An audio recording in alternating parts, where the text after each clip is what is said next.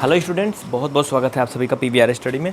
तो बच्चों, जैसा कि आप जानते हो, हर रोज़ सुबह 8 बजे से आप कक्षा 10 वाली मैथ पढ़ते हो। एक्सरसाइज 4.2 का आपका क्वेश्चन नंबर 4 है। बहुत ही प्यार से देखो। कह रहा है कि ऐसे दो क्रमागत धन पूर्णांक ज्ञात कीजिए। ऐसे दो क्रमागत धन पूर्णांक ज्ञात कीजिए जिनके वर्गों का योग जो है वो 365 हो। क्रमागत धन पूर्णांक की बात आ रही है, इस बात को ध्यान देना।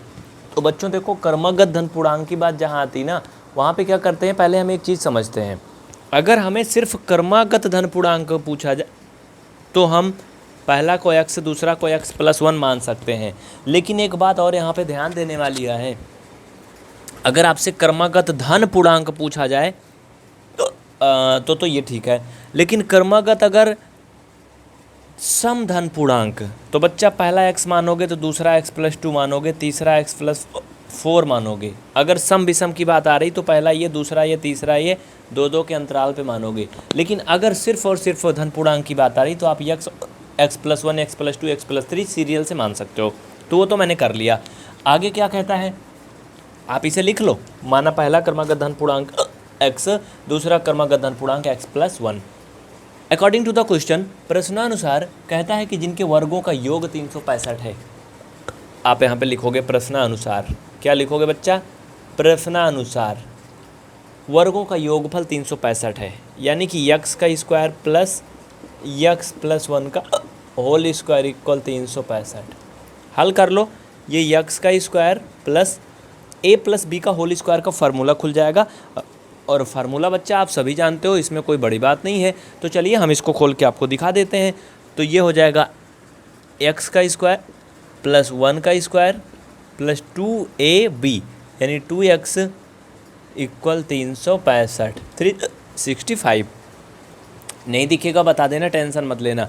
तो बच्चा ये क्या होगा बाबू, ये जुड़ जाएगा तो ये 2x का स्क्वायर हो जाएगा और ये प्लस 2x और ये 365 इधर ले आओ बराबर के, तो 365 हो जाएगा और प्लस का 1 इक्वल 0।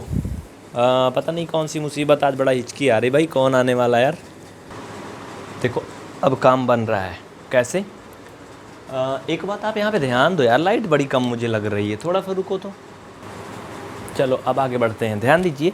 लाइट मैंने सारी जला दिया। देखो बच्चा, आप क्या करोगे बाबू, यहाँ पे आप ध्यान दो, ये प्लस और माइनस है ना, तो ये फाइनल में आपका 2x का स्क्वायर प्लस ये 2x और ये माइनस 364 बराबर 0, क्योंकि एक इसमें से घट जाएगा, ये बड़ा है इस वजह से चिन्ह भी माइनस का होगा।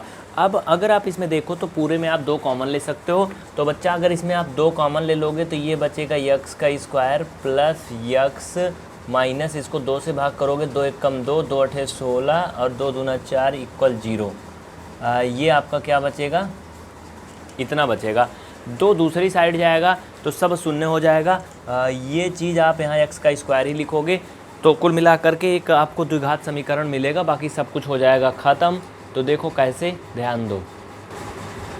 अब यहाँ पे आप एक बात ध्यान देना, कक्षा 10 में पहुँच गए हो, आपको पता है ये 2 इधर गुणा में है। अगर इस 2 को हम उस साइड ले जाएंगे बच्चा तो ये 2 हो जाएगा भाग में, और 0 के नीचे भाग में जाएगा तो सब 0 हो जाएगा, कोई मतलब नहीं होगा। कुल मिलाकर के आपको क्या मिलेगा फाइनल में, ये मिलेगा छोटका वाला। बस कौन सा है भैया वो, हमें फाइनल में सिर्फ यही समीकरण मिलेगा जिसका नाम है x का square plus x minus 182 equal 0। गुणा करने पर 182 आए और घटाने पर 1 आए, मल्टीपल पे 182 एंड सब्ट्रैक्ट करने पे 1 आए। ऐसे 2 पार्ट में आपको तोड़ना है। तो बच्चा क्या करोगे, x का स्क्वायर प्लस, इसे आप लिख सकते हो 14 माइनस 13, और फिर ये हो जाएगा इंटू x माइनस 182 इक्वल 0। इधर नहीं दिख रहा होगा तो टेंशन मत लेना, मैं अभी इसको हटा दूंगा, इधर उधर कर दूंगा, आपको दिखने लगेगा। वैसे आपको पूरा दिख रहा है। हाँ, आप लोग यहाँ पे एरो लगा लेना, सब में आगे एरो लगा लेना, लेकिन बराबर मत लगाना क्योंकि 2 जगह बराबर नहीं हो सकता, यहाँ पे एरो लगाना। हाँ, एरो। तो बच्चा फाइनल में ही आपका x का स्क्वायर प्लस ये 14x माइनस का 13x माइनस 182 इक्वल 0 हो जाएगा। ये कैसे हो गया पता है आपको, हमने x का मल्टीपल इसमें कर लिया तो 14x, x का 13 में तो 13x, और ये x का स्क्वायर प्लस वैसे उतार लिया, बाकी वैसे कर लिया। अब इसमें कॉमन ले लो, आपको पता है इसमें x कॉमन लेंगे तो x प्लस 14 बचेगा, इसमें माइनस का 13 कॉमन लोगे तो x प्लस 14 बचेगा इक्वल 0।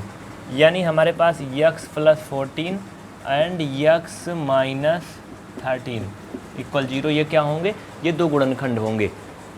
यहाँ से यदि हम यक्स को एक बार इसको 0 के बराबर करेंगे तो 14 आएगा, और जब यक्स इसको 0 के बराबर करेंगे तो 13 आएगा। हमने क्या माना था? सबसे पहले माना पहला क्रमागत धन पूर्णांक x माना था।